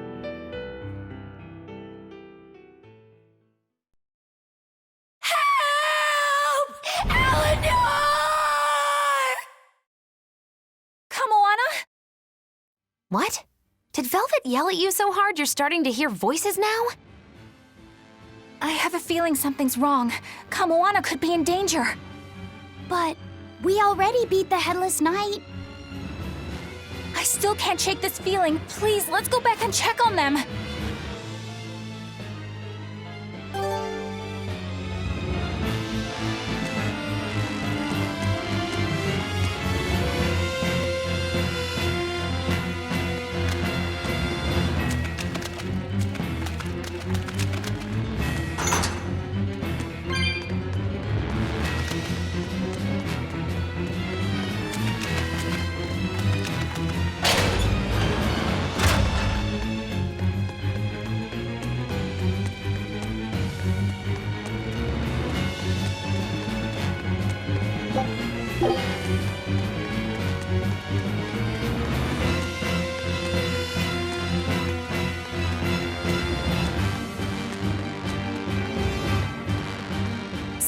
Velvet is a Therian, is she?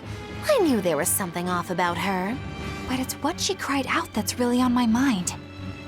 Laffy said, is Velvet truly Lord Artorias' younger sister? She never told me. If it were true, I suppose it would explain her knowledge of Lord Artorias' training. If you're so curious, why not ask her yourself? Hey Velvet, what's your connection to Artorias? Rokuro, have some tact! I heard you whispering. Doesn't bother me. Artorias was married to my late sister, Celica. He was our brother-in-law. We lived together for more than 10 years. That does explain a few things. So he sacrificed his little brother and turned his sister into a Therian. But you were his family. To his view of the grand scheme, family is inconsequential. The needs of the many outweigh the needs of the few. All he did was act according to his ideal logic. Well, enough chit-chat. Let's get moving.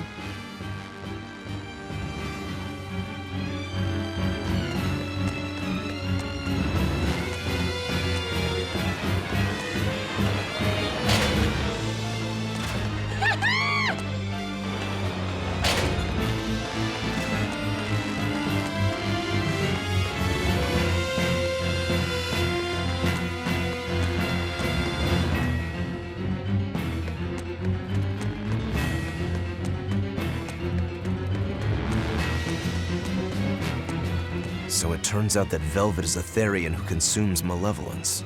And too much malevolence is what changes people into demons. Strong enough malevolence can persist after the person who created it dies, turning their corpse or spirit into a raging monster. That's how undead and phantom demons come about. Then the demons Velvet killed turned back into humans because she devoured their malevolence. Yeah, and consequently, they avoided becoming undead or anything like that. So she saved them. Well, I mean, a corpse is a corpse, of course. Do you think she could devour only the malevolence and turn a living demon human again? Unfortunately, that's impossible due to Malevolence's self-reinforcing nature. When Therians are connected to Enominat through an Earth Pulse point, they seem to be able to absorb small concentrations of malevolence from the surrounding area and inhibit the creation of new demons. But any human who builds up enough malevolence to turn into a demon will keep producing malevolence as long as they live. That's right. To devour any malevolence, I need to cut it off at the source. That's how my powers work. Velvet, I'm sorry. I don't mind it. Actually, I find it convenient. This way, I'll never forget my hatred for Artorias. Plus, as long as you stay away from an Earth Pulse point, you get to keep the power of any malevolence you consume. Fuel for my hatred, yes.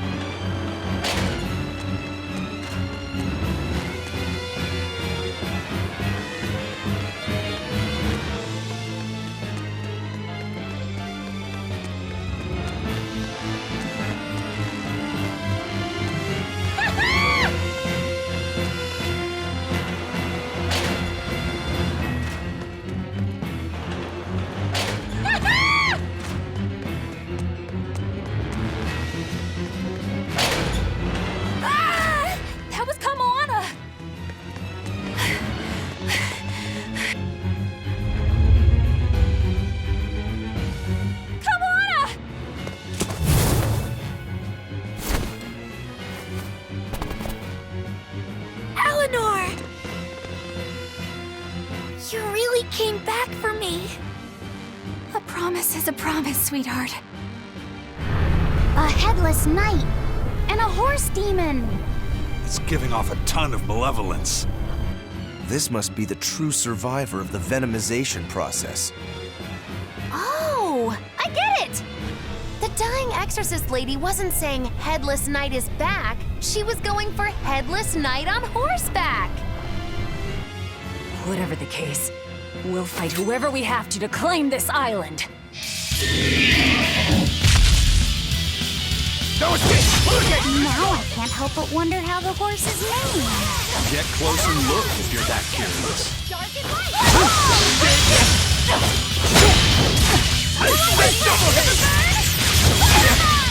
Blast away the shadow of darkness! Let it go! Now, rise! Arise! Ascending! Angel! No escape! No escape! One, two!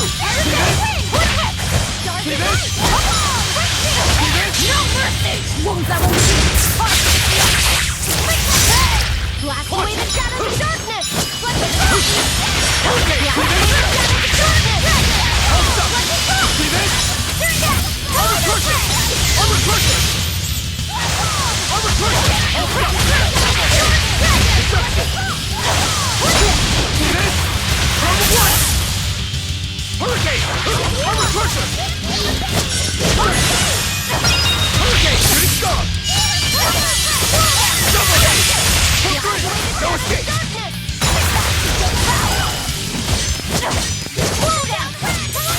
See this? See this?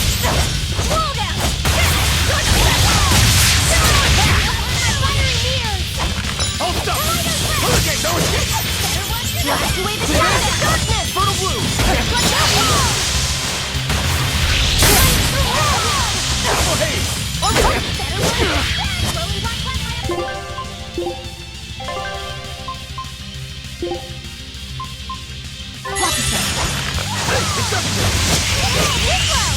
Caution! Deception!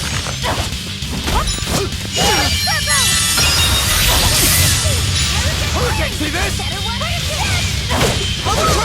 Hurricane! Hold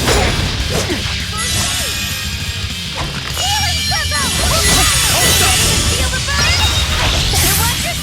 Shooting star!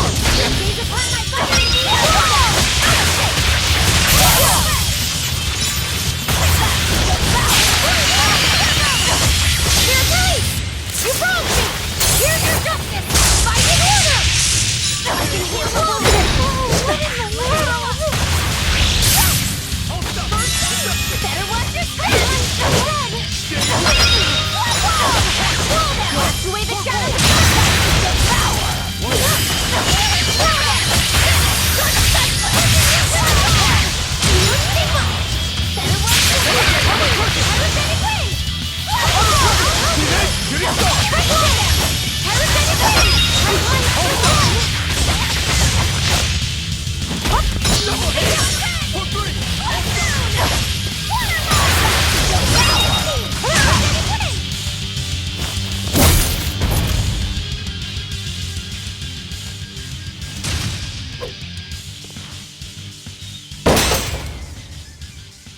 That's venomization, all right. Definitely stronger than that headless lump of armor. I beg your pardon? Not you. The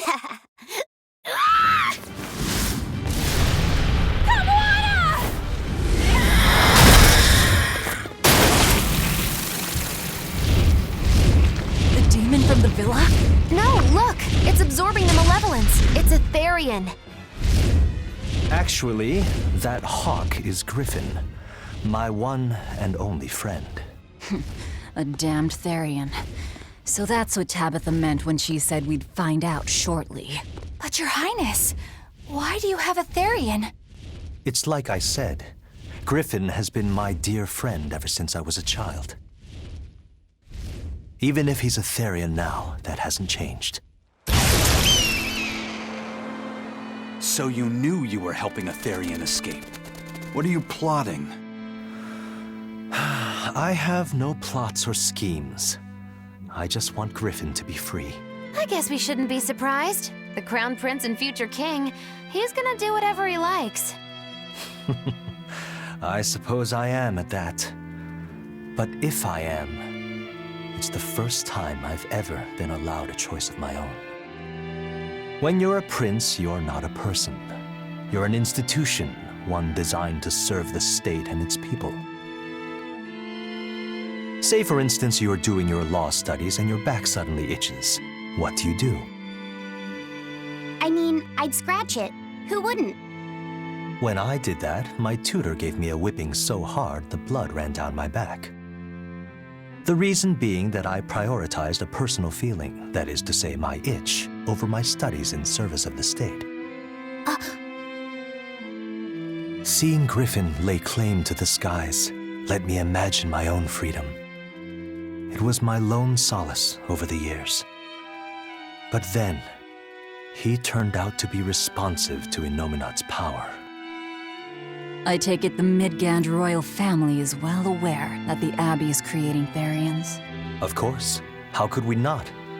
The kingdom offers unequivocal support to Shepherd Artorius' vision of reason and will. Even so, if there was one thing I could never permit, it was seeing Griffin locked up and unable to fly. Never. I tricked the Exorcist on guard and disabled the barrier. But then Griffin attacked the Exorcist and killed him. That's why you said you could never go back. They can overlook a single dead Exorcist, but with a Therian removed, malevolence will engulf the capital. I knew full well what I was doing. And yet, I couldn't watch my friend's life be stripped away. Your Highness. He chose a single bird over the world. Why do you think that birds fly? That's what Lord Artorius asked me. My anatomy book says birds can fly because their bones are light and their wing muscles are enormously strong. Birds fly because a bird that cannot fly is no bird at all. That's what I think.